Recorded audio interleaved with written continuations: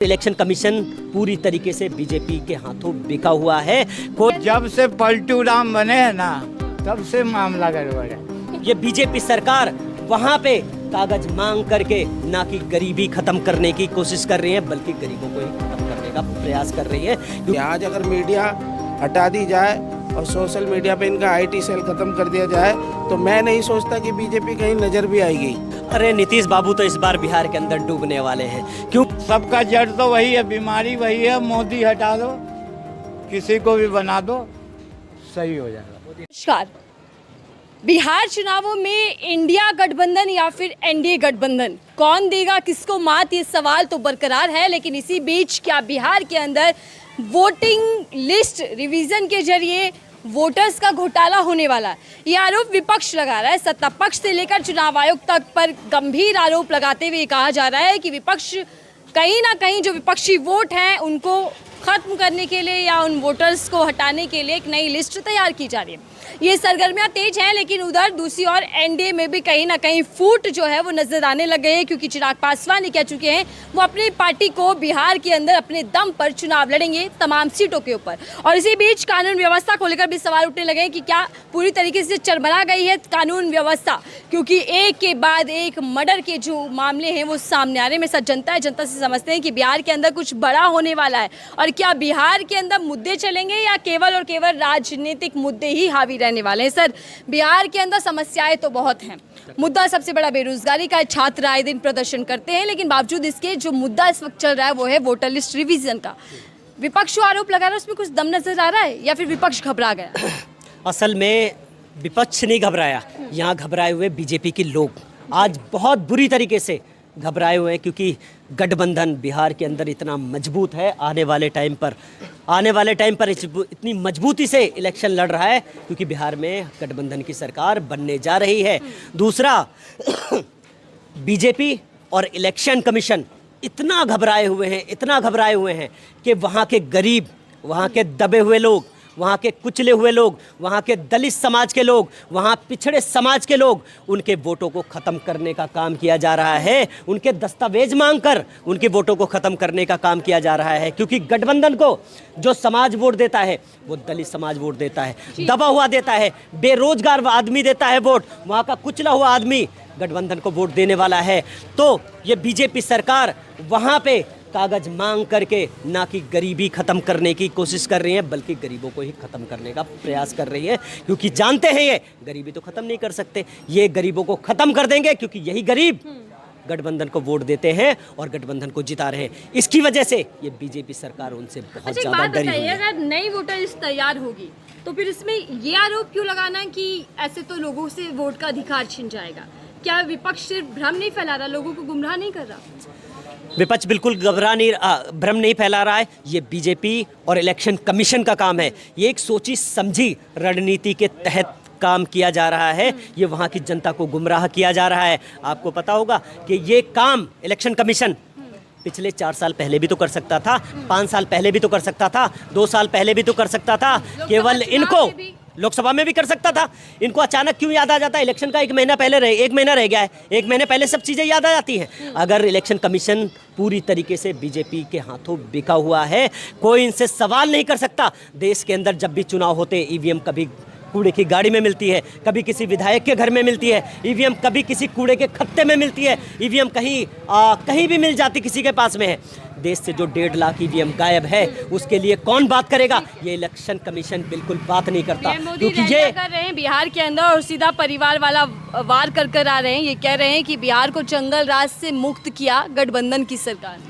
अरे धन्य हो मोदी जी, धन्य हो बीजेपी सरकार। इससे अच्छा तो पिछली सरकार ही हमारी बढ़िया थी, गठबंधन की सरकार ही बढ़िया थी, क्योंकि पिछले 1 महीने से बिहार के अंदर जितने मर्डर हुए हैं उनकी गिनती नहीं करवा सकते। अरे आपको शर्म आनी चाहिए। बिहार के अंदर छोटे छोटे बच्चों के साथ बलात्कार होते हैं, उस पर क्यों नहीं बात करते? युवाओं को नौकरियां नहीं दे पा रहे हैं, आप उस पर क्यों नहीं बात करते? बिहार की चरमराई स्वास्थ्य के ऊपर आप बात नहीं करते, क्यों नहीं बात करते? आप बात करो ना। बिहार के 2 करोड़ रोजगार देने की बात करी थी आपने, क्या आपने रोजगार दिया? बल्कि उल्टा बिहार के अंदर रोजगार छीनने का काम किया है, वहां के लोगों से काम छीनने का काम किया है। आपने कहा था इस देश का पढ़ा लिखा युवा हम नौकरी नहीं दे सकते हैं, तो जाओ सड़कों के ऊपर पकोड़े तलो, रेडिया लगाओ, तो आज वो गरीब लोग, पढ़े लिखे युवा सड़कों पर रेडिया लगा रहे हैं, पकोड़े तल रहे हैं, कोई खोखा चला रहा है, कोई रेडी चला रहा है, कोई सब्जी बेच रहा है। लेकिन मोदी जी आप यहाँ तक नहीं ठहरे, क्योंकि वो रोजगार कर रहा है, वो अपने परिवार को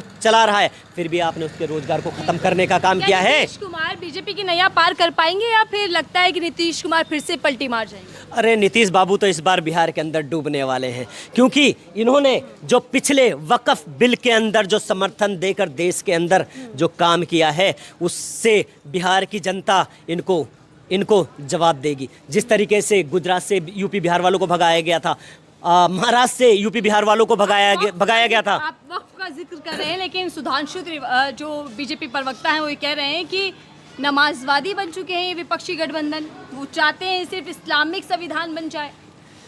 संविधान, हमारा संविधान एक महान ग्रंथ है। कभी भी ऐसे लोगों से मैं कहना चाहता हूँ संविधान के ऊपर टिप्पणी ना किया करें। पहले सुधांशु जी अपनी मानसिकता को सही करें, क्योंकि आपकी मानसिकता बिल्कुल ठीक नहीं है। आपके बयान कैसे होते हैं, किस तरीके के आप बयान देते हैं सुधांशु जी? बिहार हमारा, बिहार या देश का कोई भी प्रदेश हो, संविधान से चलता है और संविधान से ही चलता है और संविधान से ही चलेगा।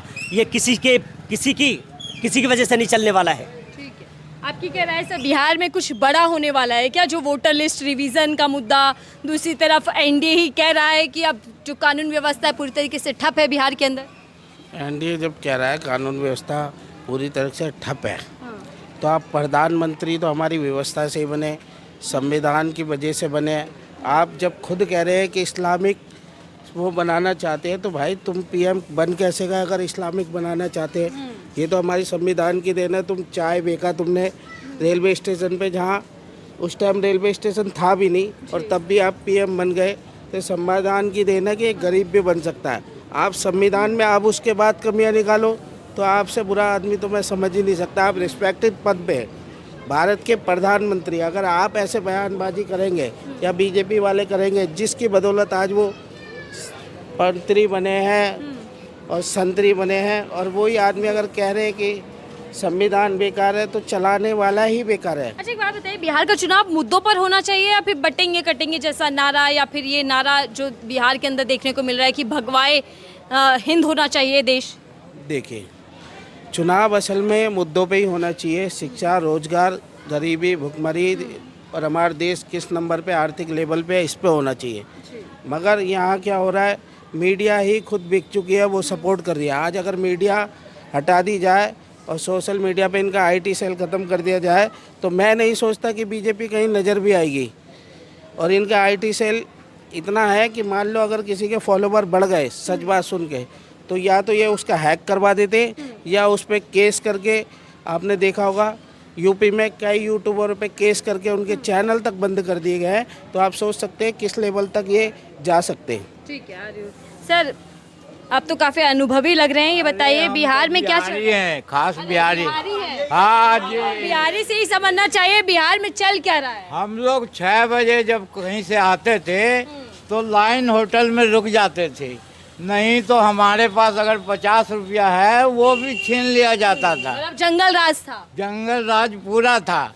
इसका एक ही समाधान है विपक्ष वाले के लिए, मोदी को हटा दो, सारा काम हो जाएगा।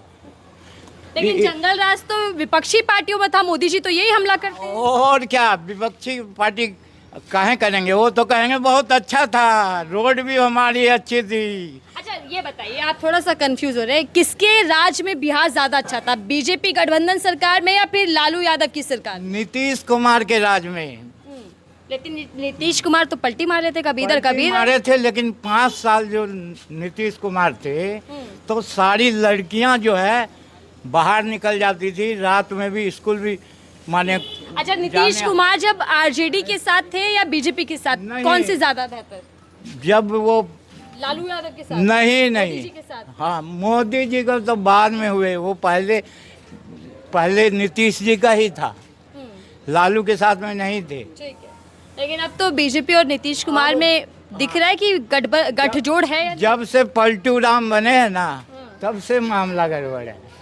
और इसका एक ही समाधान है, विपक्षी शांत हो जाएगा, मोदी को हटा दीजिए। अभी लोग वही है, समस्या वही है और कुछ नहीं। मोदी जी समस्या है इस देश की। समस्या है, सारी समस्याओं का समाधान समाधान निकालने के लिए मोदी जी है। मोदी जी ने कसम खाई है। अरे खाने दो, सारी समस्या वही अच्छा, है। एक बात बताइए, देश कांग्रेस राज में ज्यादा बेहतर था या बीजेपी राज में?